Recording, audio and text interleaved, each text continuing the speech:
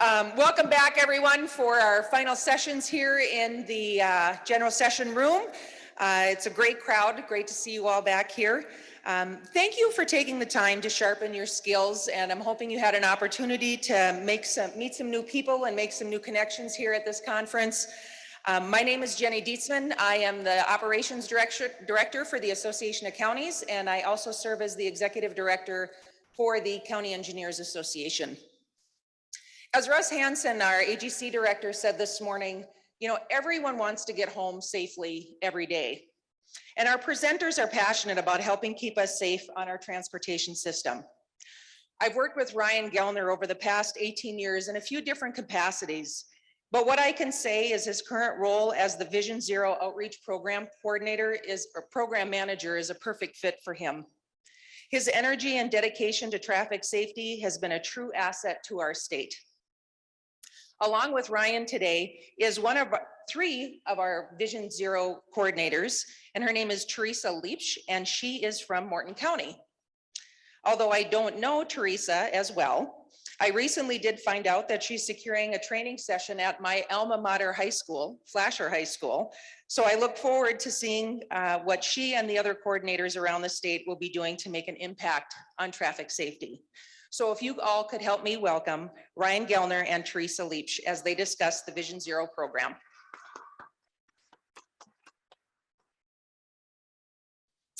Well, thank you, Jenny, and welcome. I'm gonna step away from that and grab this. Excited to talk to you today about Vision Zero.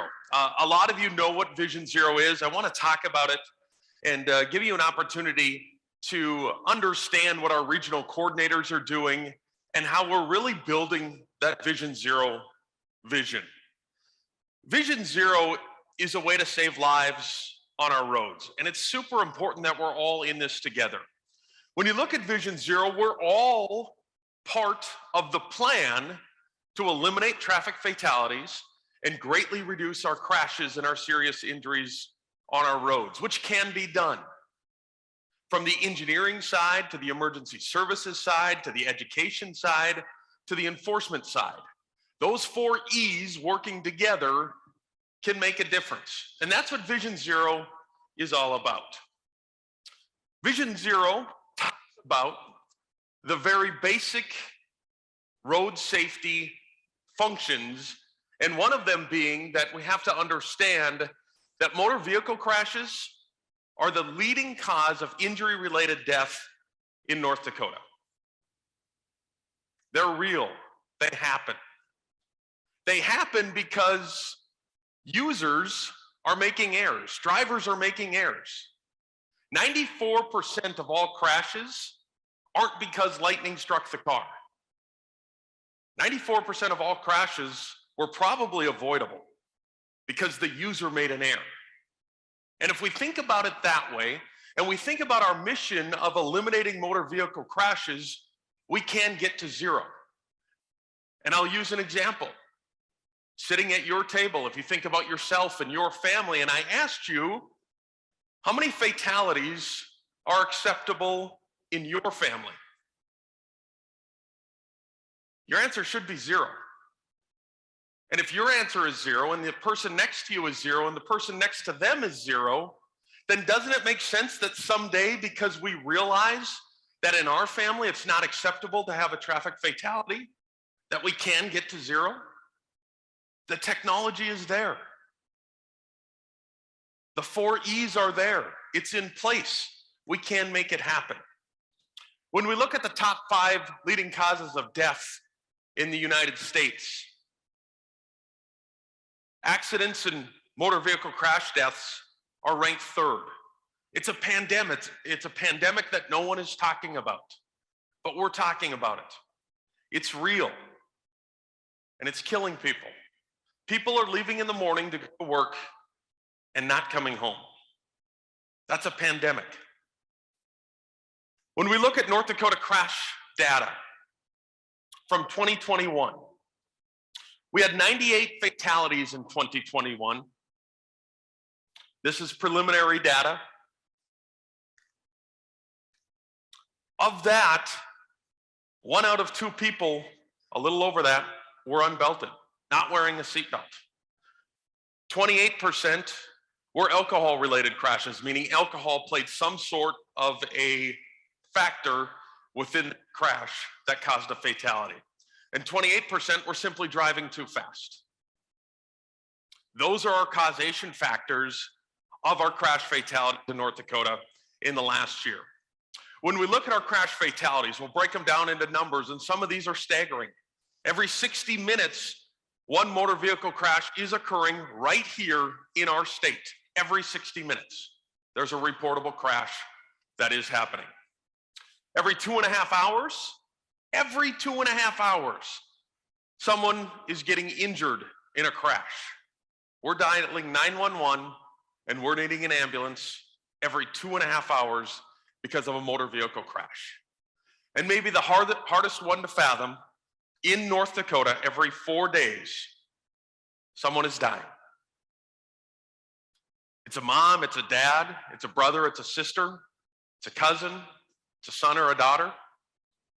Someone we expected to come home that didn't make it home because of something that was 94% preventable. And so we realize there's a problem. And so the question is, what do we do about it? We established Vision Zero, but how do we make Vision Zero hit home to every household in North Dakota? That's something we're working on. Where are crashes happening and who's dying? We start there. Males are 3 times more likely to die in North Dakota than females, 74% to 26%. Risk takers. And here are our ages. When we look at a 5-year snapshot, ages are all over, from 0 to 13 to 75 and older, but you can see those lines grow in the middle. It's our 25 to 34-year-old males that we need to get the message through, that they can be safe on the roadways, that the decisions they make in their cars can ultimately affect if they live or if they die. And those are hugely important. And so last year, the Department of Transportation granted our program the ability to hire regional coordinators, to take our efforts of Vision Zero and put them on the localist level, put them in the communities to try to save lives and really push that education piece that we talked about earlier. So I'm excited that we have one of our Vision Zero coordinators here with us today. We have 3 on staff. We are very close to hiring a 4th, and I'll tell you about those regional coordinators here as we go through. First, I want to tell you how it all works, how the funding mechanism works, so we completely understand the Vision Zero and the regional coordinator program. First off, the Vision Zero regional coordinators are funded by the Department of Transportation and the Safety Division. The grant money is awarded directly to the North Dakota Association of Counties. That is who I work for. I'm employed by the North Dakota Association of Counties.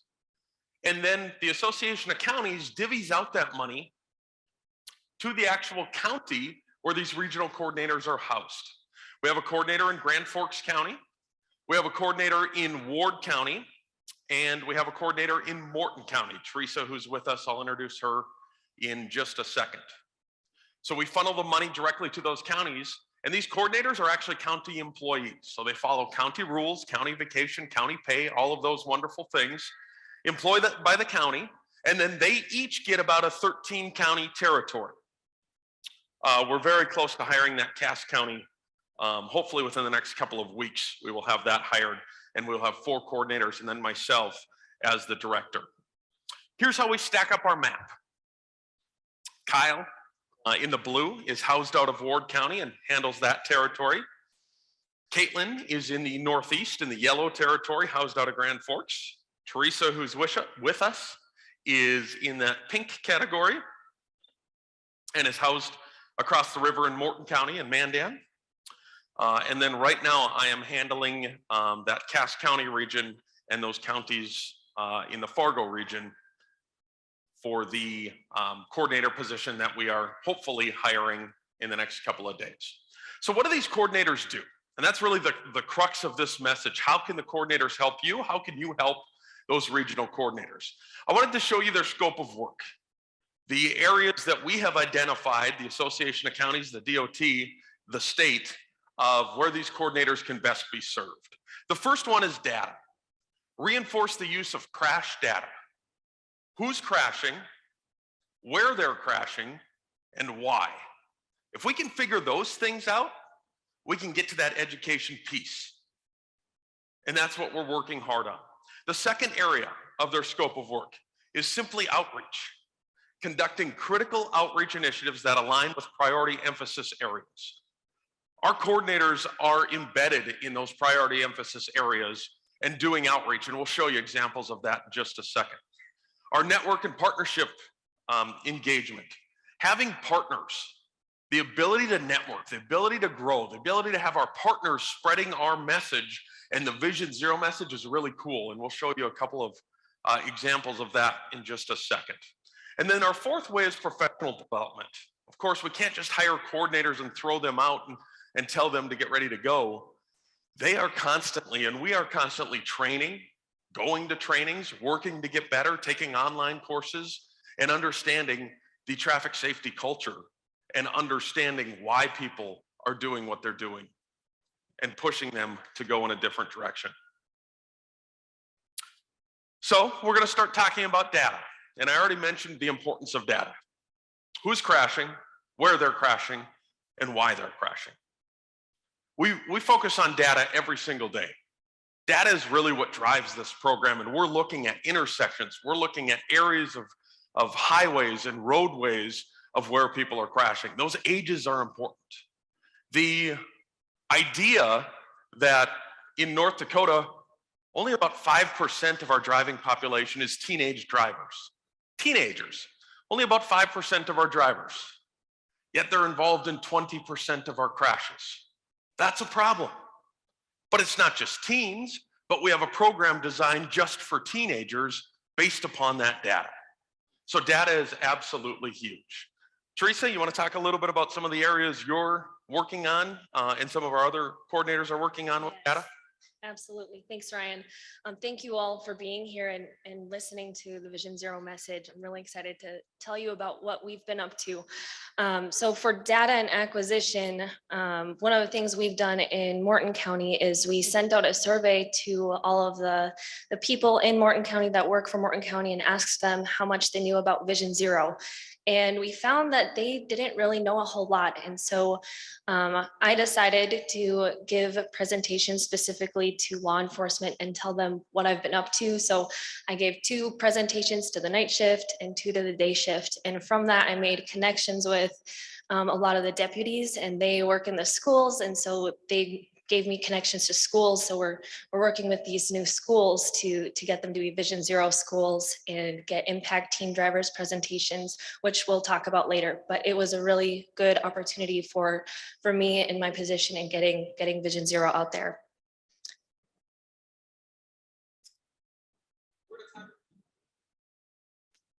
When you turn it off, you have to turn it back on. Rookie mistake. We're going to talk about outreach, some of the really fun areas that we get to do our outreach in. From day one, we have tasked the coordinators with starting to do outreach. In fact, the first week on the job, we had our coordinators meeting with county commissioners. You saw a map of all their counties. We put our coordinators in front of their county commissions to start talking about Vision Zero and starting to push it at the localist level. How can we help in your county? What can we do in your county, and who can you introduce us to in your county? Mm-hmm. So we have done hundreds of events this year, but I'm just going to talk about 2 of them. The first one, our first major event, was Click It for Coffee. And it was our first event that we ever did. And basically people who came through the Balancing Goat drive-through, which is a coffee shop in Mandan, if they were wearing their seatbelt, they got a $1 off coupon for their coffee. And then they got a second coupon for the next time they came through. So it was a really good enforcement for people to wear their seatbelts. And so I had a couple of troopers and a deputy with me to help educate people. And surprisingly, there were people that came through the drive drive-through without their seatbelt on. So it was a really good opportunity to speak with people. We weren't just preaching to the choir, we were really reaching the people we wanted to. And Kyle also did an event just like this one in Minot at Broadway Bean and Bagel, and he also had a really good turnout. For Balancing Goats specifically, we had 150 people, over 150 people come through that drive-through, and 50 people redeemed their coupons that week, that second coupon. And then we also ended up on the front page of the Bismarck Tribune for that as well. So that was a really, really good outreach for that. And then the second event that I'm going to tell you about is the Strasburg Rodeo. I went down there with my Vision Zero booth with the drunk goggles, and people had these roping dummies and they could try and rope with these drunk goggles on. And I had a lot of good conversations with people down there, a lot of honest conversations. And it was a really good crowd to reach, because we want to reach those small towns. We want to talk to those people that might not be wearing their seatbelt, who might not be driving safely. So those were two initiatives and two events that we've been doing. And so if you've got areas when you go back to your homes in your cities, these are the areas the coordinators are making a difference. If you've got areas that we can provide outreach, if you've got young driver issues, elderly driver issues, just driver issues. If you've got a coffee shop, if you've got some of those things where you think, hey, let's let the Vision Zero coordinator manage a program within our community.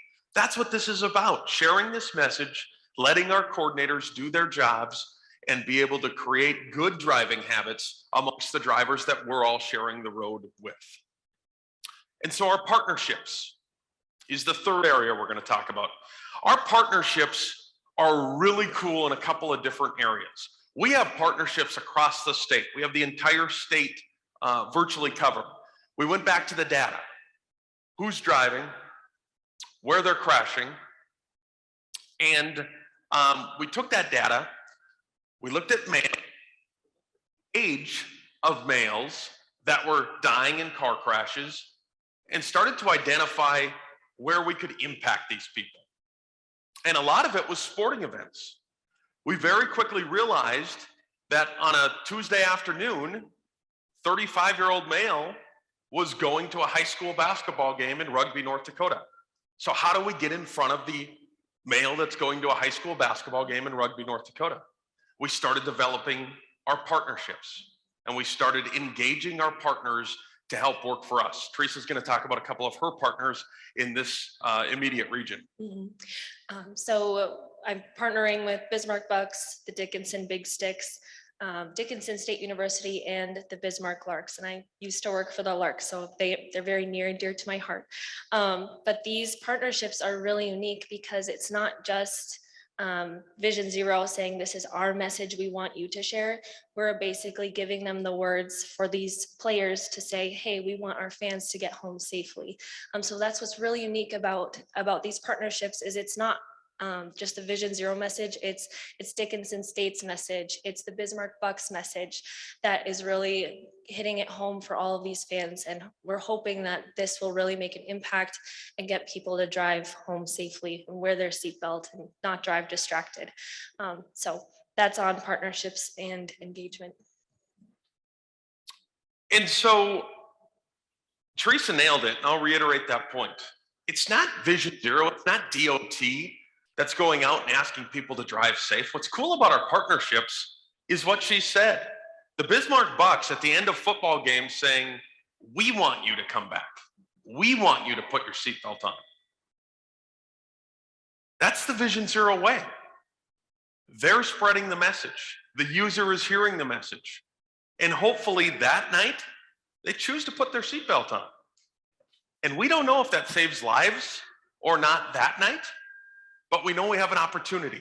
If they leave, if they put a seatbelt on, if they don't drink and drive, if they go through a ride share, they have an opportunity. She mentioned Dickinson State. At Dickinson State, we have a great opportunity, and we partner with every one of their sporting events. We do the same thing at North Dakota State and at the University of North Dakota, University of Mary. Partner with all of their sporting events and get those same messages to the same crowd. Finally, we're going to talk about professionalism and development.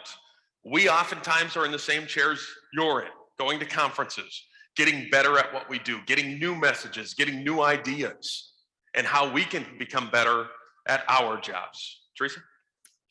So one conference that we have going up is the Lifesavers Conference. It's the largest attended traffic safety conference in the US, and that's coming up in the middle of March. So that's really exciting. Another thing I wanted to touch on is we got to attend the legislative events last year, and I had personally never attended legislature before, but it was really eye-opening for me to see how the laws are made, and it also made me realize how much work we still have to do in even like getting our seatbelt law to be primary. So we are learning a lot as we go along. That's all I have for this slide. So Theresa talked about the legislature, and I'll follow up on that. I chair the occupant protection group throughout the state, which means that I work on seatbelts, and I work on seatbelt numbers. I work on seatbelt laws. 10% of my time is spent with the Association of Counties. 90% of my time is spent with the Vision Zero program. I tell you that because with that 10% of time, I'm allowed to lobby. And so I lobby on behalf of traffic safety issues and transportation issues. And one of those is occupant protection. We're continually looking at everything from child passenger to adult driver inside the vehicle. And how can we help our Vision Zero program lower our death toll and be able to make sense at the same time? So those are the battles that we're dealing with. All of the coordinators were actively involved in the legislative session, which was really cool to see. They got to meet and understand and educate legislators, which if you've done that before can be an interesting endeavor. Some are receptive and some not receptive, but we're learning along the way. I will mention the Highway Safety Plan, the North Dakota Vision Zero Plan. Those are like Bibles to us. To get into those plans and to start to understand and refine those plans and work within those plans is certainly part of the education, but certainly part of our professional development as we move on. So now that we're out of the scope of work, I want to talk to you about a couple of different programs that the Vision Zero coordinators have focused on the last year. All of these coordinators have been here for about a year. And in that year's time, like Theresa said, they have done hundreds of events, developed partners. One of our biggest partners has been a successful partnership with the North Dakota High School Activities Association. North Dakota High School Activities Association, all of the high schools belong to. They host regional events and state tournament events that our program gets to be a part of. We are part of it and have chosen to do our advertising towards what's called Impact Teen Drivers. Impact Teen Drivers is a program very near and dear to my heart, a program that really makes a difference within our communities and within our schools. It's a free 1-hour program that we go into the school and absolutely change behaviors. I have been told through a couple of courses, I'll tell you a couple of stories real quick. Through a couple of courses that I have done. One, I had Fargo South, which is a big high school in the middle of Fargo now. And I had a teacher there tell me that he had been teaching for 28 years and that he had never seen a presentation that touched students the way that Impact Teen Drivers touched them in that 1-hour course. And you think about that. He'd been teaching for 28 years, all sorts of speakers that came in. But he said the Impact Teen Drivers program was the best he had ever seen. I was at Dickinson High School a couple of years ago, and we filled the auditorium. 300, maybe 400 kids in the auditorium, packed wall to wall. And the teacher came up and said, I'm gonna ask that the students turn in their cell phones. And I said, you know what, let's let them keep their cell phones. Let's see what happens. And afterwards, the teacher came up to me and said, how'd you do that? I didn't see one student on their cell phone. I didn't see one student look down. And it's the power of this Impact Teen Drivers course. What it does, it is peer-to-peer messaging. It is not gory car crashes. It is not blood and guts. It's not a scare tactic. It's getting teens to understand that the things that they do in their car, that many of us do in our car, that the smallest things, like putting on chapstick, could change their life forever. And get them to realize that the decisions they make inside their vehicle can change their life. So Impact Teen Drivers is really cool. It's a 1-hour session and gives us the opportunity to directly reach teenagers. And the way the course is done and the way the course is tested, it is built just for teenagers. There's quick flashes of light and the way the slides are designed and the colors they use, directly focused on teenagers. And then the teenagers we use in the video to talk about some of the crashes that have changed their lives is amazing how it speaks directly back to a teen sitting in a seat watching this. Like I said, it's a free 1-hour course. We have taught thousands of courses across the state. We're still getting into schools. We're still marketing this. I pretty much stole the thunder on Impact Teen Drivers, but anything you want to add? You've been teaching it now for almost a year.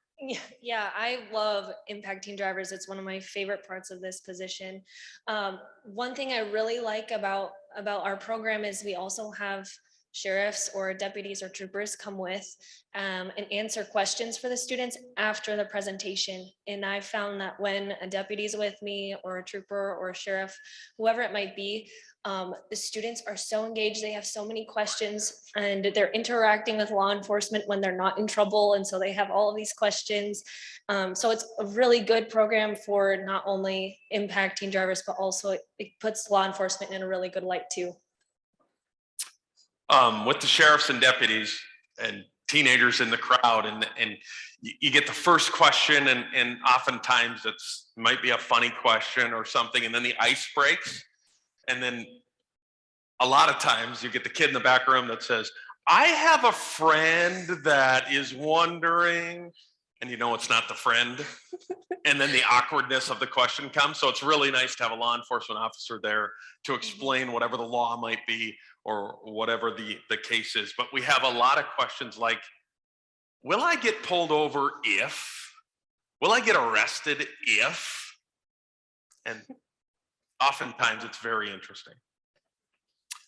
That leads us to Vision Zero schools. So we've been doing Impact Teen Drivers long before the coordinator started, but new since the coordinator started, or right around the time the coordinator started, are Vision Zero schools. And we have moved from Impact Teen Drivers and making a difference to then handing off and finding out what the schools can do and how the students can make a difference inside those schools. I'll let you talk about Vision Zero schools.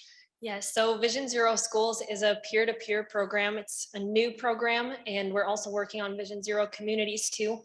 But Flasher became our second Vision Zero school for Vision Zero. And basically what they did is they found 5 students that are leaders in their school, asked them to promote safe driving in their school. So we had DOT come in, help create these public service announcements for Flasher to share on their social media. And their SRO Deputy Tommy, I was working with him too. So we had a banner of the 5 students and then Deputy Tommy's front and center on that banner too. And it just says buckle up. And then we put that banner up at the entrance of Flasher High School so that everyone that leaves the school gets that message every time they leave. So it's a really good program and we're still looking at ways to expand Vision Zero schools. There's a lot of work to do in there and we really want to reach students specifically because we've talked about how teen drivers are an issue. So do you want to talk a little bit about what those students are doing inside the school once they become a Vision Zero school, either at Flasher or some of the other Vision Zero schools? Yes, absolutely. So these students, they're going to their other peers and talking about, hey, this is something I'm taking a part in. We want to encourage you to drive safely. So they're talking to their fellow peers about this. We also had a school assembly for Flasher too, and sharing the public service announcements. And we had Jace, one of the seniors at Flasher, speak with the whole school assembly and tell them how important it is to drive safely. And if you don't know Jace, he's a really a really great guy at the school, great leader, a prominent athlete. And so having him up there in front of that school assembly was very impactful, and students really listened to him. So. Theresa also mentioned Vision Zero communities. So we go from Vision Zero schools, where students inside of the schools are becoming peer-to-peer leaders and taking this Vision Zero program and putting it inside of their hallways and starting to grow the school. And we're looking for more schools. The next step after that is then to take that community and try to get that community to do the same thing. And Vision Zero communities is on the radar, maybe a little bit farther away than we would like it at this point, but gradually we're getting to Vision Zero communities. And it's going to be another cool program that puts the emphasis on safe driving and good decisions every time you're in your car. I think we'll wrap up by answering some of these questions. The whys, the wheres, the hows, the whens. How can all of you get involved? What's your role in Vision Zero? And the answer to that would be to continue to spread the message, to continue to make good choices. I would bet today the most dangerous thing you're going to do all day is drive your vehicle. Not many of us will do anything more dangerous today than drive our vehicle, but we don't think about it that way. And if it's the most dangerous thing you're going to do, you owe it to yourself and to your family to protect yourself and give yourself the best shot at going home tonight. Seatbelts can be controversial. I get that. But there's not a more proven way for you to go home at night safely inside your vehicle than to put your seatbelt on. And if you don't do it for yourself, do it for the person that sits next to you or for the people at home that you go home to. And that is part of Vision Zero. If you can take care of you, which hopefully takes care of your car, then everybody has an opportunity to get home safe at night. And we do have that opportunity to get to zero. And I'll leave you with that same question that we started with. In your family, what's acceptable? How many traffic fatalities are okay in your family? What are you okay with? And I hope that answer is zero.